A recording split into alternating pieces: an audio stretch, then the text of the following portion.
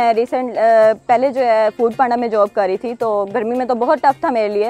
मैंने सोचा ऐसे क्या काम किया जाए जो मेरा खुद भी और इजीली मैं कर सकूं।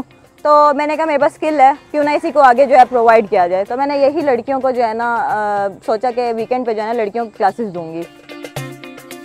सबसे जो मेन बेसिक रीज़न है वो ये है कि इंडिपेंडेंट होना, अपना टाइम सेव करना।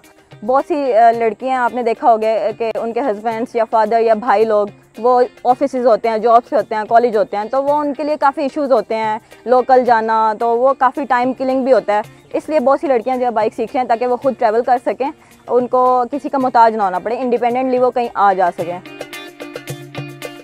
तो कहते हैं ना लड़कियां बाइक नहीं अच्छा चलाती या कार नहीं अच्छा चलाती, ये वो अच्छा नहीं चलाती, बल्कि उनको कंफ्यूज किया जाता है रोड्स पे। एक बंदा जो बिल्कुल बिगिनर है, ठीक है, वो बाइक चला रहा है, तो आप साथ से कट्स मार रहे हो, साथ से गुजर रहे हो, शाउटिंग कर रहे हो, हंस रहे हो, उसको कितना बुरा फील होगा, बिल्कुल न्यू है। इस तरह बहुत से एक्सीडेंट्स हो जाते हैं। अभी मेरा 1 महीना हुआ है, तो तकरीबन मैंने 5 लड़कियों को सिखा लिया है। मुझे जो है ना लड़कियों ने तो बहुत अच्छा फीडबैक दिया है कि हमें बहुत अच्छा लगे कोई सिखाने वाला है। हम तो काफ़ी सालों से सीखना चाह रहे थे, लेकिन हमें कभी कोई सिखाने वाला मिला नहीं है, तो ये आपने बहुत अच्छा स्टेप लिया है। जब मैंने फ़रहीन से कांटेक्ट किया था, मुझे लग रहा था कि पता नहीं 2-3-4 महीने लगेंगे। मैंने उसको कहा था कि कितनी क्लासेस देंगे, उन्होंने कहा कि 10 क्लासेस। मैंने कहा अगर 10 क्लासेस में ना सीखी तो?